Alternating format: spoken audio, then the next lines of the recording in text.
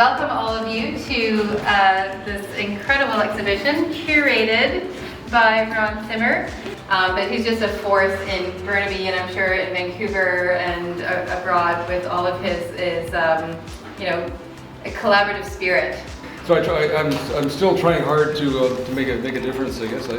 I'm head of ReVision, the art of recycling, because I believe we should all make an effort to save humanity if we can. So, you know, it's a non-profit society, totally dependent on volunteers, and I really appreciate the help of the volunteers that help put this on. There's an election coming up on October 30th, or no, 15th, I think, for the city of Burnaby. If you live in Burnaby, please vote, and vote for people who support the arts in Burnaby, which are very, very few.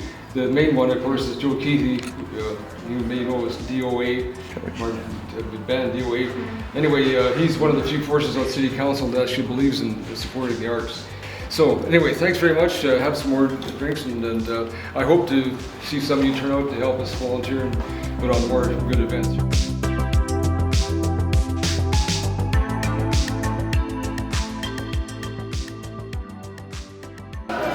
This is my sculpture called Bird on Brand. I think it's very present, and that's what I liked about it. It's real goose feathers, it's card, it's garbage, it's a handle that has to do for me with the difference even that we associate in natural things with freedom. Let's say maybe everyone once in a while admires a bird and how it flies, but in contrast to that, the way how we approach trees is very different. They're in the way. They're in the way of the view, they're in the way of the dwelling. They're admirable maybe once in a while in parks, but not maybe as a cardboard or as a waste material. So this is what I approach here without necessarily coming to an end.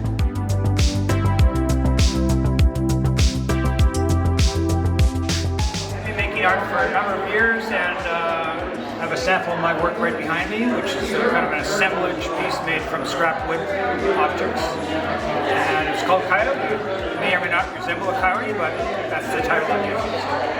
Often used found objects. They come with manufactured type objects. They come with an intention or a purpose to start with. So to transform them or to change them to something else takes a bit of imagination. And so that's my input to the process, really, just the creative part.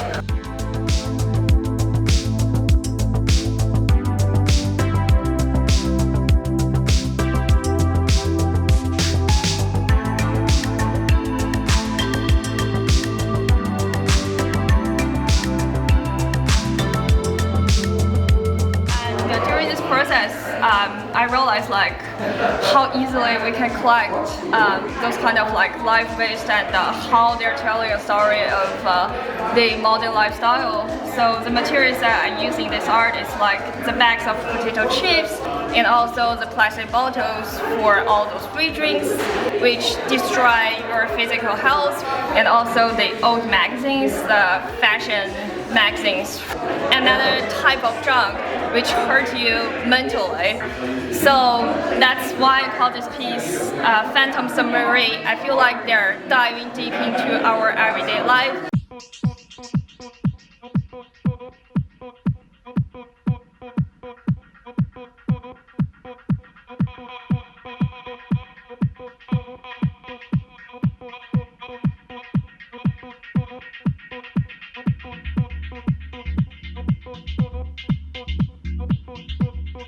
I know a little bit about Deb, but I don't know too much about the robots. But I know robots are real popular. There's a market out there for robots. I have metric tons of junk lying around my yard I'd like to make into robots, but I never seem to get around to it. I guess the key is to make them small robots, so they carry them in a suitcase rather than run a truck crane move. They're very popular. I make robots out of scrap bits of metal and wood. I just stick stuff to stuff.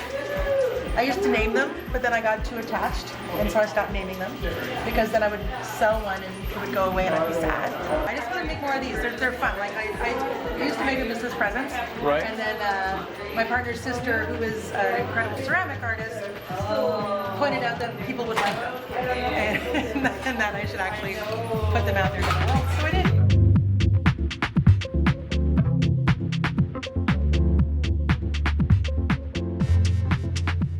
This is Ralph. Ralph has been around the world many times. He's an international traveler and worked all out for the federal government all over the earth, I guess. So he's got lots of stories to tell about his adventures. So just ask him. Basically, as a grandfather, I was telling the same stories to my grandchildren that I told to my children, and the characters in the books were annoyingly common. So I basically created a body of art where I cut their heads off and stuck them on a wall. These are the result of my young granddaughters mixing paint to paint in their style, but leaving enough paint behind for me to play with their colors. Basically, an old guy using Disney princess colors and having fun doing it.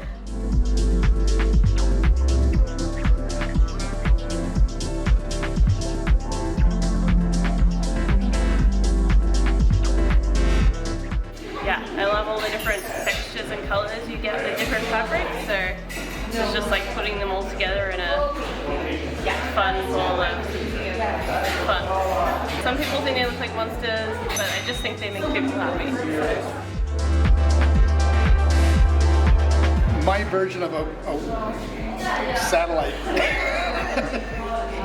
Real early tech. You just a balloon filled with hydrogen and a guy in a wooden barrel and a telescope.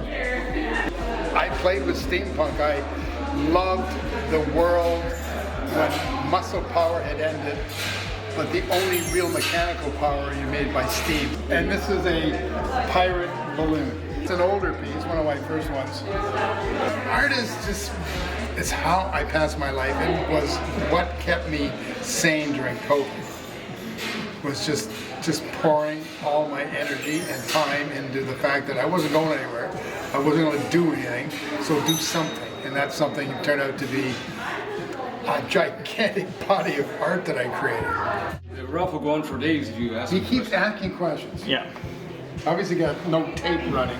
Pretty successful show, I think. A lot of good friends showed up, and a lot of artists had a good time. So it was a nice little show, you know. Well, it's great. We had people turn out. There have been a lot of new people, and met old friends and stuff like this. And it's always, I think, social art events like this are wonderful. You know, you need to have more of them.